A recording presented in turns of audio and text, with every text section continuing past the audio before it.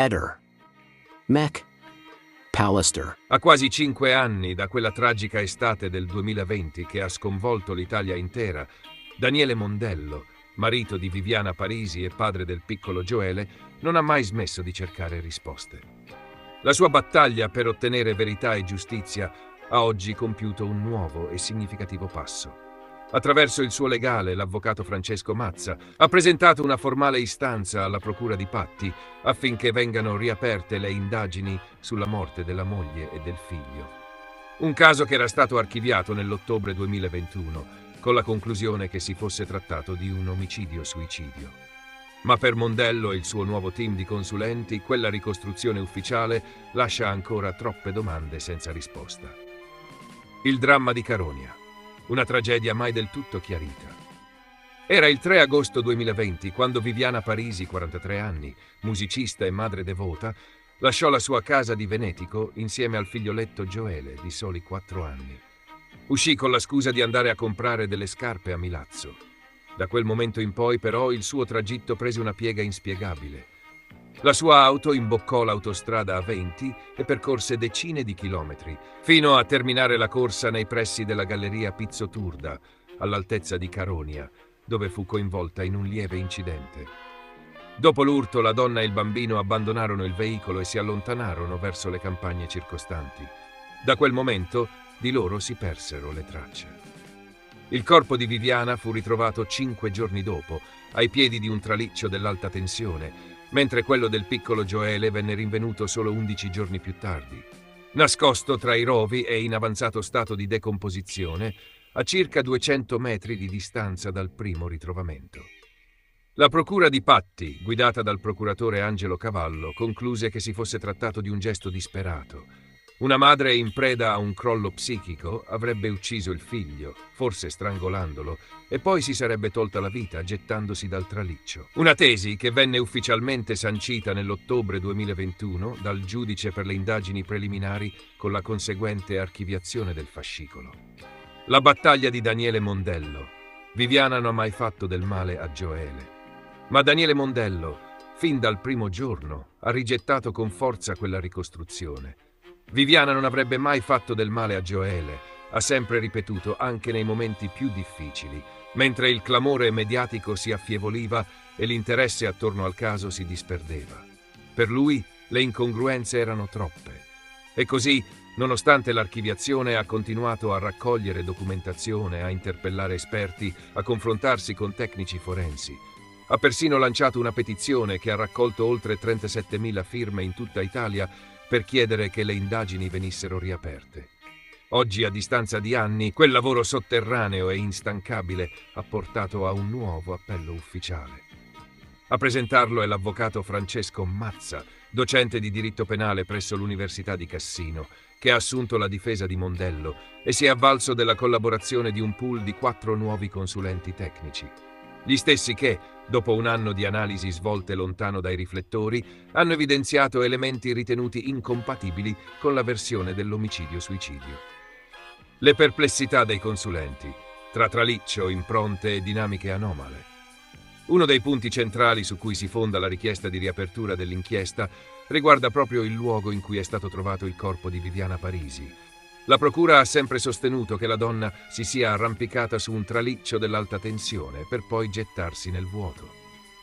Eppure, come fanno notare i nuovi consulenti, sul traliccio non è mai stata rilevata alcuna impronta riconducibile a Viviana.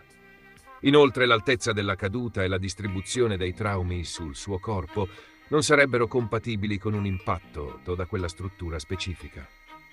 Viviana è caduta da un'altezza, sì, ma non da quel traliccio, ha dichiarato l'avvocato Mazza in un'intervista rilasciata a Messina Today.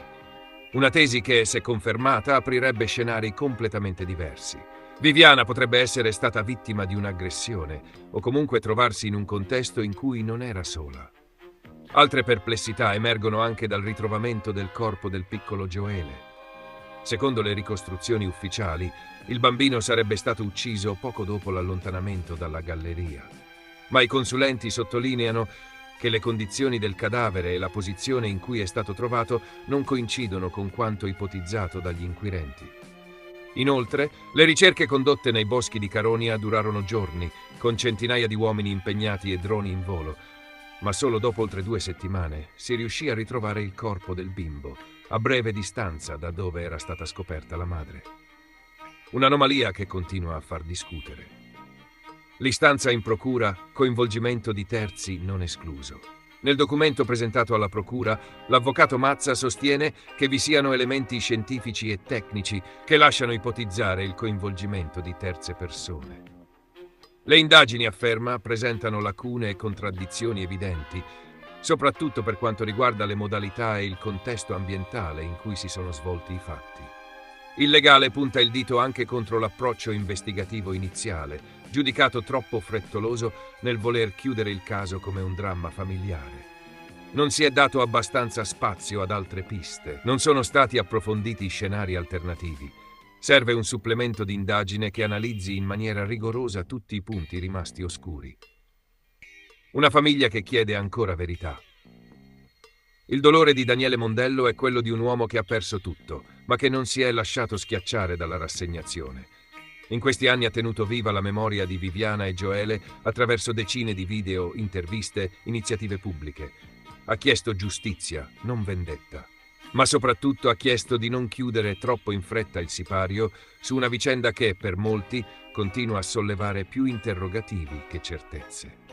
Oggi, con la nuova istanza depositata alla procura, il caso di Caronia potrebbe tornare al centro dell'attenzione giudiziaria. Se l'autorità competente valuterà sufficienti gli elementi portati dalla parte civile, le indagini potrebbero ripartire, con nuove perizie e accertamenti mai eseguiti finora. E in quel caso, forse, si potrà iniziare davvero a capire cosa sia accaduto nei boschi di Caronia durante quelle drammatiche giornate d'agosto.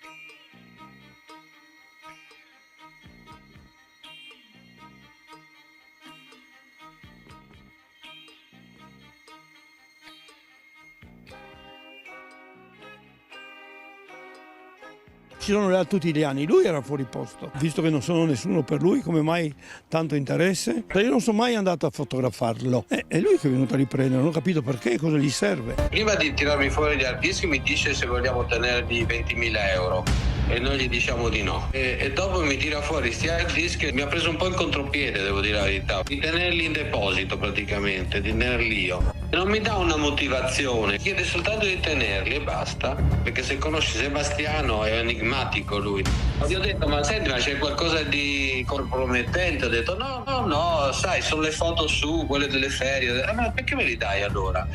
Così, non voglio che vedano gli altri. Ma probabilmente pensava alla questura. Cosa ci sarebbe in questa cartera, scusati? Modigliani? No, Modigliani proprio no. Sterpin è un personaggio pubblico a Trieste. In tanti anni è possibile che lui abbia fatto delle foto a Sterpin. Sebastiano faceva anche reporter per i giornali locali. Lui era dappertutto, come un prezzemolo, era dappertutto e faceva foto a decine se non centinaia, per cui non mi meraviglio che ci sia anche Sterpin dentro. Ti ho consegnato in questura, dopo Natale mi sembra, perché a quel punto lì, parlando un po' con tutti la parentela e gli amici di Trieste, alla fine ho cominciato a avere qualche dubbio su qualche responsabilità da parte di Sebastiano nella scomparsa di Lili. Mi ha guardato come l'aria proprio, ha fatto una smorfia, si è girato e è andato via e non ci siamo mai più parlati, che dovevano farlo prima. E Sebastiano o direttamente o indirettamente secondo me qualcosa sa. Ehi, non dimenticare di iscriverti a questo canale.